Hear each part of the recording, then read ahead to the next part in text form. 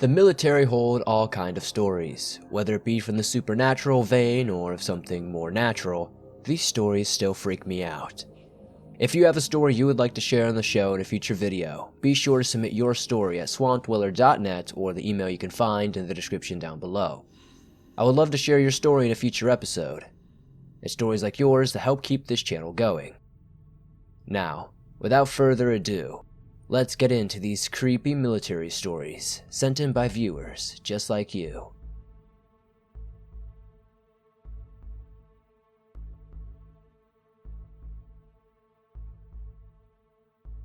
I was still in basic training when this happened to me. To give you a setting, I was in a long room with around 30 bunks on each side. 2 columns in the middle at one end of the room where there were 2 doors, and at the other end were the bathrooms and another set of doors to go downstairs. So, it was my end of the fire guard shift. So usually we do these in pairs, and I had woken up the next 2 soldiers for their shift. They wake up and get out of their bunks and are getting their clothes to get ready. Once I go back to the desk, which was at the end with only the 2 doors, I hear a child's laughter. At first, I freeze my tracks and look over to the other guys and give them a "did you hear that?" type of look. They all nod, and we turn to face the bathrooms. After like 2 or so seconds of us staring, we saw someone run from one of the bathrooms to the other. Since it was late, basically around 2 a.m., I rubbed my eyes and thought to myself, maybe I didn't really see that. But one of my buddies comes over to me and says that he saw it too. So, we get our flashlights out, and he grabs a broom, and we go check to make sure there isn't anyone running around while they're supposed to be asleep. When we got to the bathroom, we just stand there, looking at the stalls, and we hear this metallic clicking coming from one of them, and we go to see what it is to realize that the stall door is locked. I crouched down to see if there was anyone there. There wasn't. We hear a loud thud come from the shower area, so we go to check that out too. We go into the showers, but all the curtains are in the way, and you can't see into the stalls very well. But from what I could tell, there wasn't anyone there. So as freaked out as we were at this point, we just head back to the room and let the other guys take over the shift. The next morning, the guys after our shift get us up and tell us that someone kept knocking on the laundry room doors. But whenever they go and check, no one was ever there. The metallic clicking never stopped apparently, and they even found little handprints in the mirrors. After that, basic training became a bit more interesting, and just a teeny bit more scary.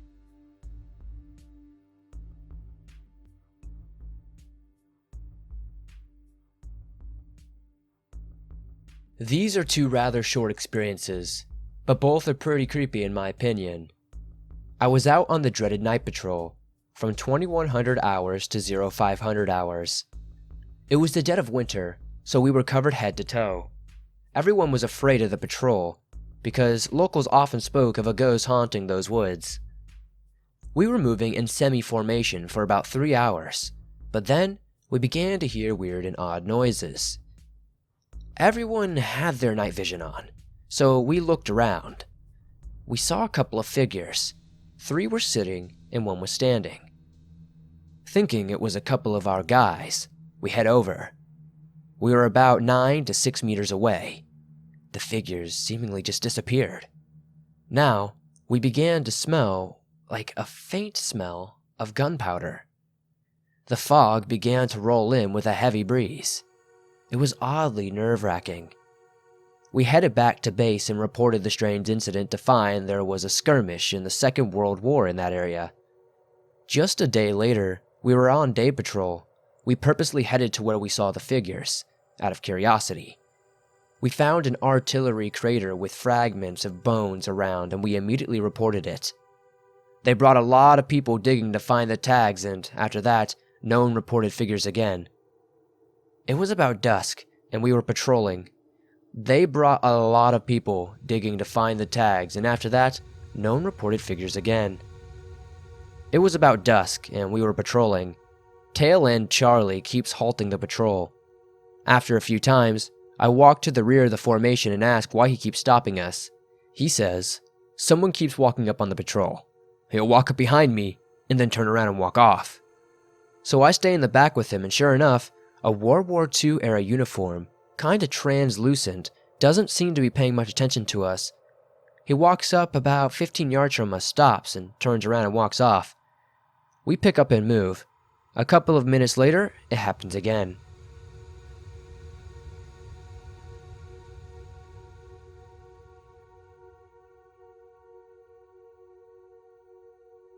This all started in 2016.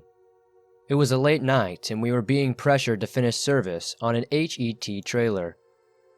Our chief was giving us a deadline of 1 week. Me, being a private at the time, who has had only one under his belt, was excited to teach a new PV2 the ropes along with the SBC that taught me everything.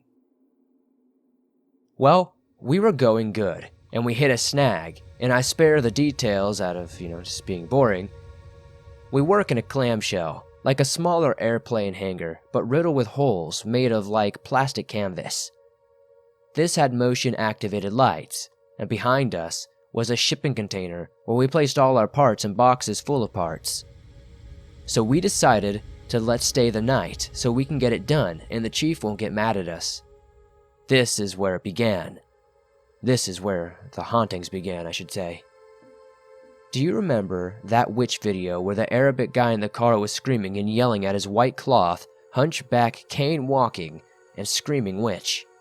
Well, that terrified me when I saw it, because, well, we're in the middle of the desert, and it was pretty much the same desolate place. Sand and rock for miles upon miles.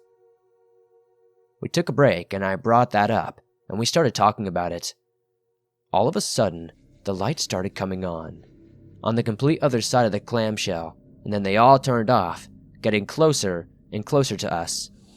Thinking it was just an animal or something, we then watched parts of the tools fly off the trailer like they're being thrown or kicked off.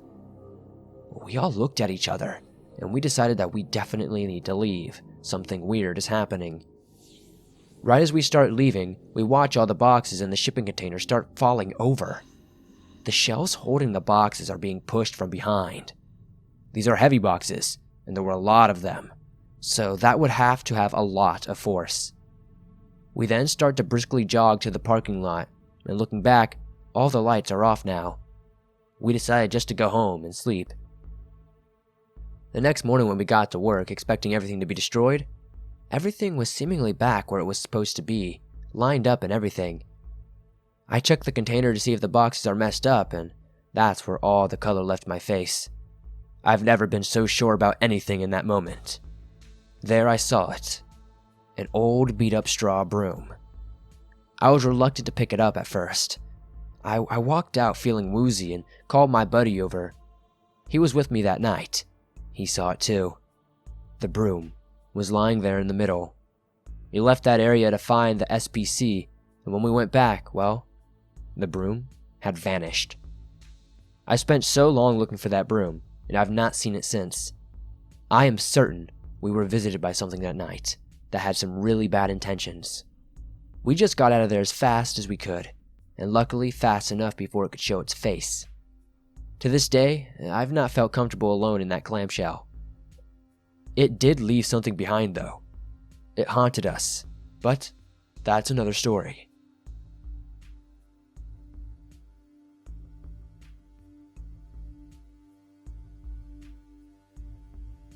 This story is as honest as I can possibly recollect the events that have happened.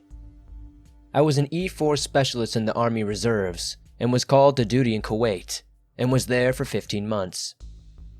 The details of my unit's mission are classified and have nothing to do with this story. Anyway, I was 20 years old and reasonably rebellious, and things happened. I received a company grade Article 15, which meant a month of extra duty. In a non-combat situation, extra duty means roving guard during the wee hours of the morning. On one particular morning, I remember overhearing on the radio for RG support in Zone 6 Air Force Tent City. It was reported that there were males present within female tents.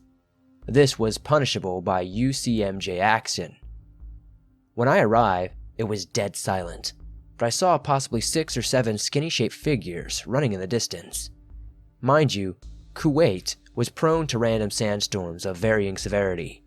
This one was maybe on a scale of 3 out of 10. I could see human-like shapes but could not identify any of them. I also couldn't tell if they were male or female. I approached one of the tents and followed procedure by announcing, "Male on the floor." I hear whimpering and quiet talking. I enter, and then the wind picks up, and I'm pushed backwards. At least it felt like a push. I see a blinding light, and I'm on the ground and can't move. Then I awaken in my bunk with a headache and a sharp pain in my right shoulder several hours later. I was past due at my assigned post, but I had to report to the RG-NCO about the events I had witnessed. He didn't know me and said I wasn't on the duty roster for the reported date. Confused, I went to my assigned post to discuss the previous events and my tardiness to my assignment. My 1SG would not hear of it, and I was deemed a crazy liar throughout my deployment. 10 years later, the only person that believed my story was the love of my life who killed herself by heroin overdose last week. During that time I knew her, she had never taken an illegal substance in her life.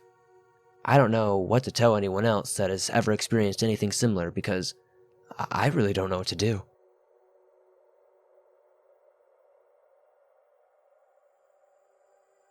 I won't give you my real name.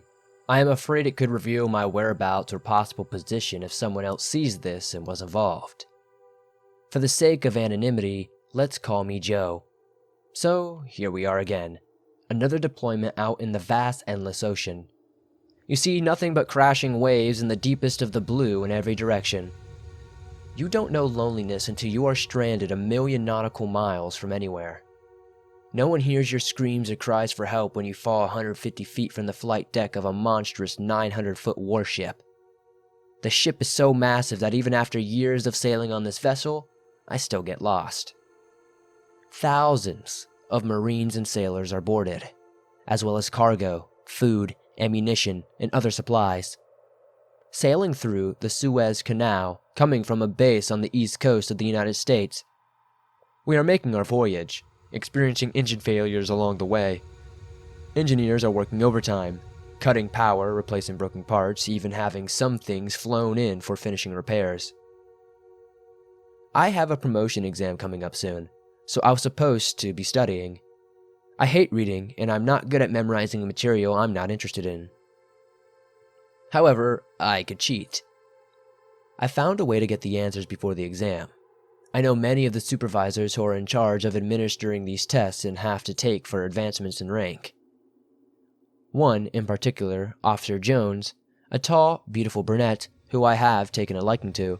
She's a new member of our staff and is still green. Wet behind the ears, you could say.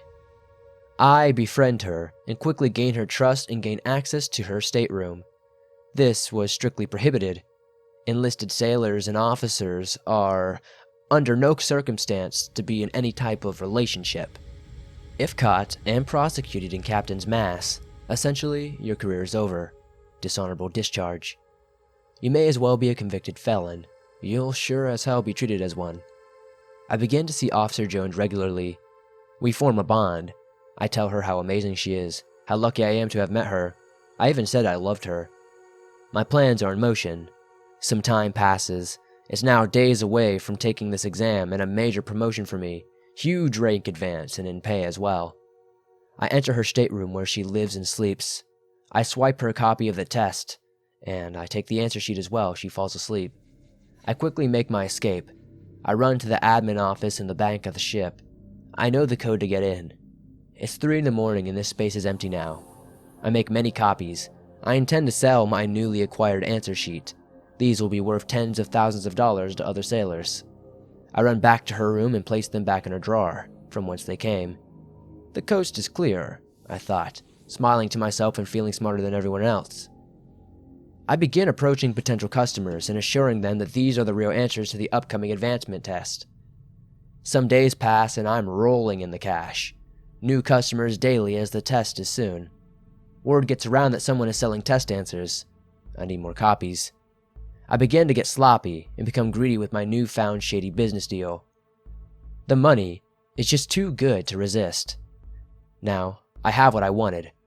I'm in my bed trying to memorize the order of the answers. A, C, C, B, D, C, A, D, A. This goes on like that for like 200 answers. Damn it. How can I memorize them all? Oh well, to hell with it. I'll do it later. I lay awake in my rack, contemplating how to solve my newfound problem. That's when something horrible happens. I make my way down to our space where sailors live and sleep basically. Seaman Smith approaches me. "Joe, we need to talk," he says.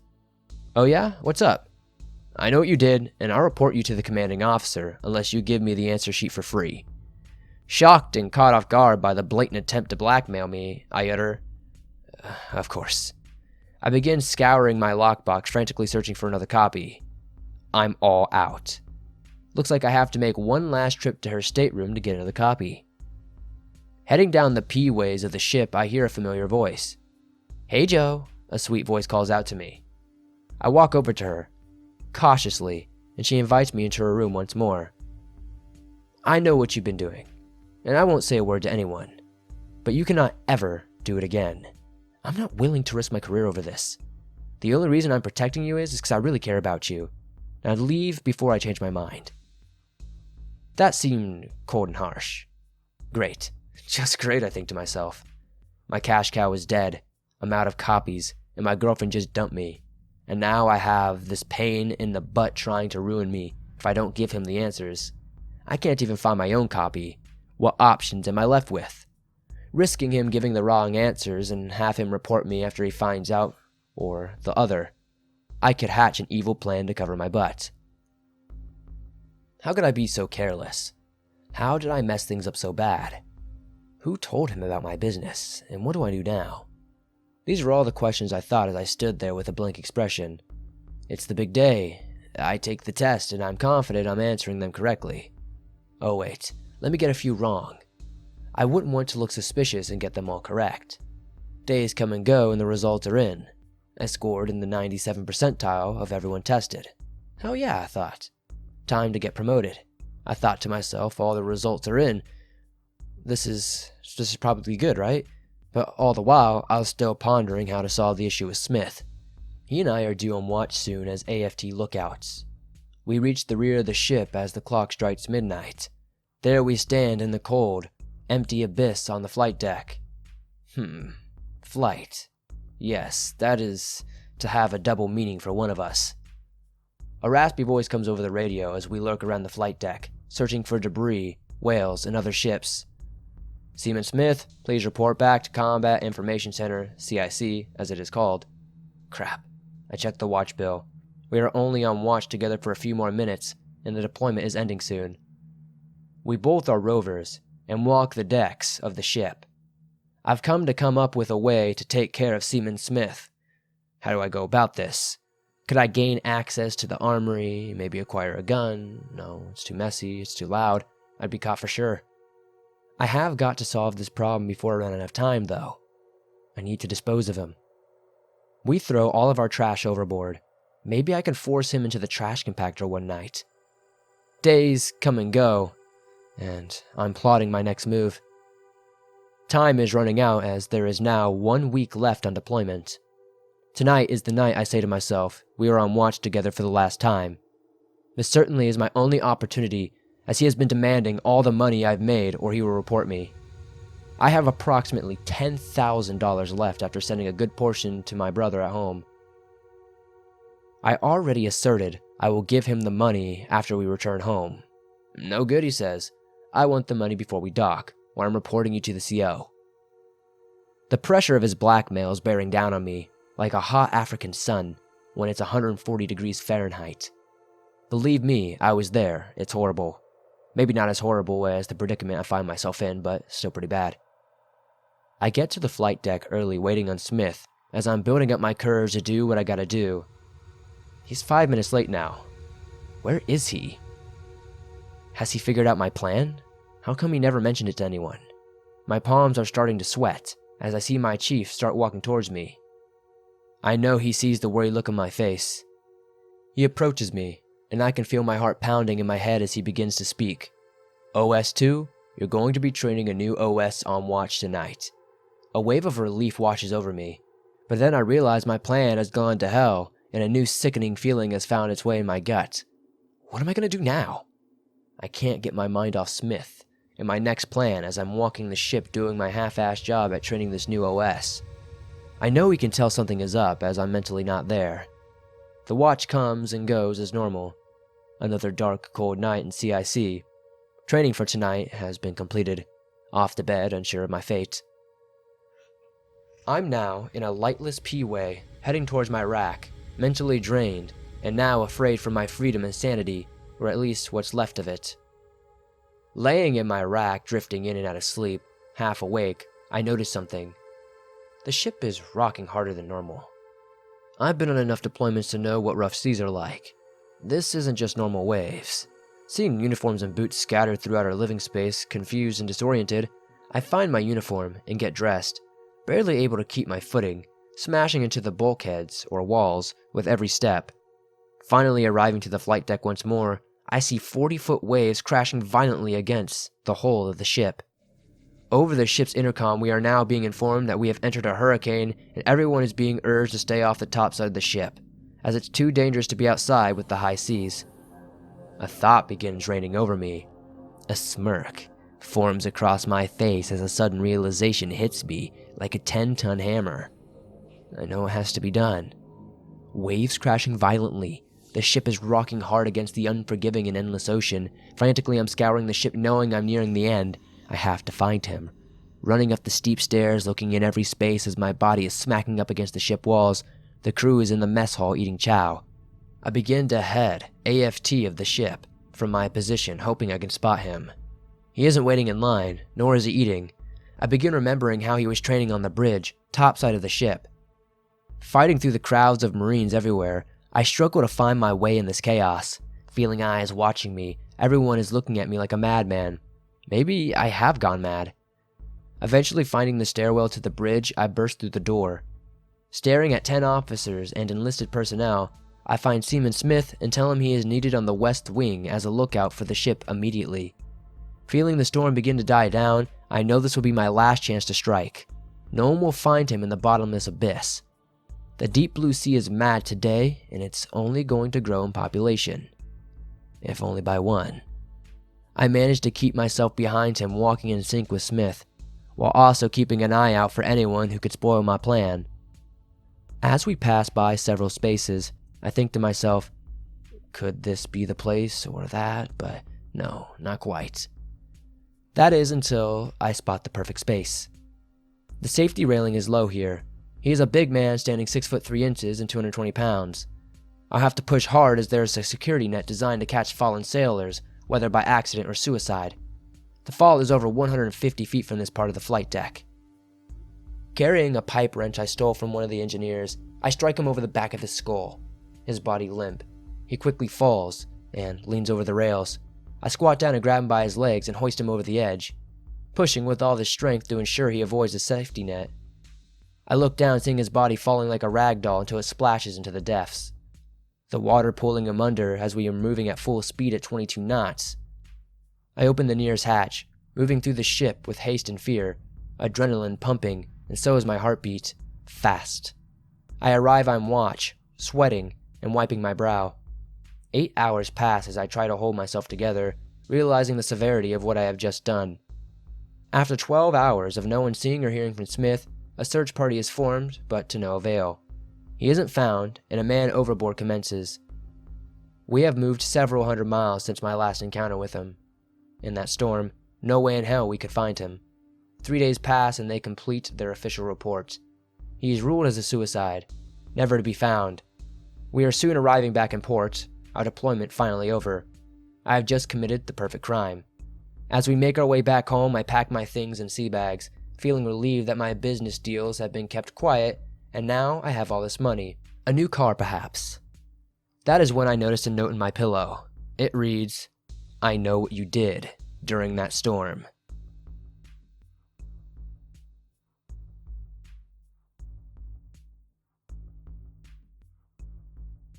When I was about 21 or 22, I was in this unit in the Army and met an SFC, Sergeant First Class. He was older, about early to mid-40s, and we got along pretty well. He was a nice enough man, and sometimes, like everyone I've ever met in the Army, would make sexual jokes and innuendos, most that I learned to shoot a joke back at or simply ignore. Well, one weekend for drill, he had noticed my planner that was centered around witches and spells. It was something I had been slowly getting into and reading, and he expressed a ton of interest.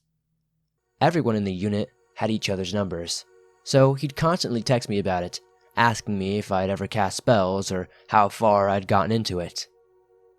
Fast forward to about a month after these constant messages, we were together again for a drill weekend, and I was in the living room area of the barracks we were staying in. I was on my laptop doing some homework when he came to sit across from me. Nobody else was around at the time.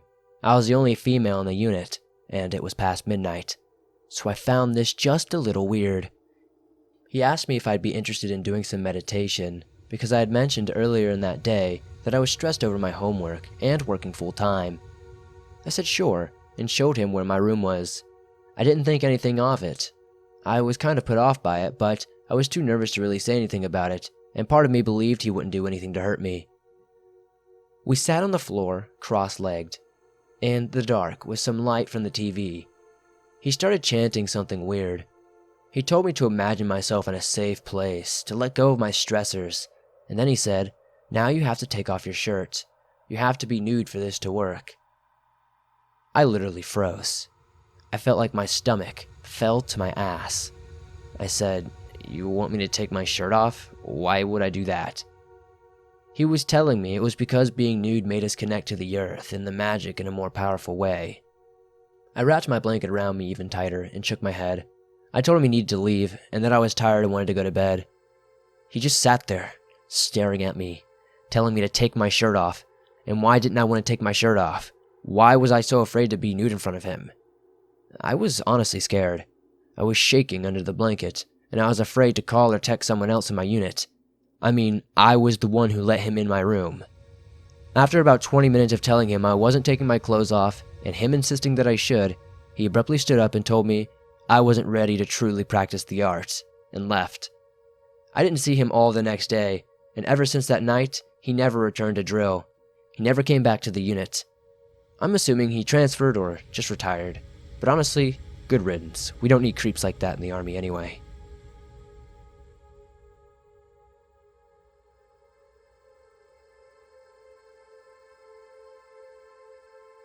Thanks for listening to these creepy military stories sent in by viewers just like you. Honestly, story number 4 had me really scratching my head the whole way. At first, I was like, how is this a scary story? But it really switched up there, didn't it?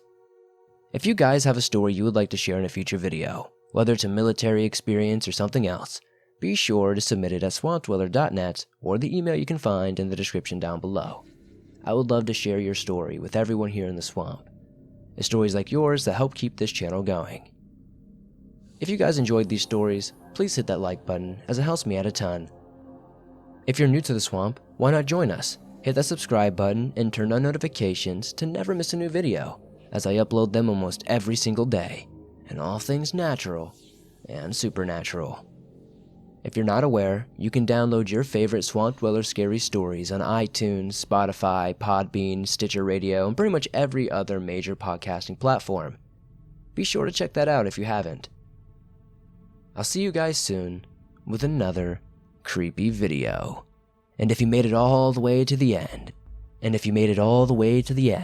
the code word is Mindfield. Let's see how many people make it to the end and confuse people in the comments. See you guys soon, and tally ho.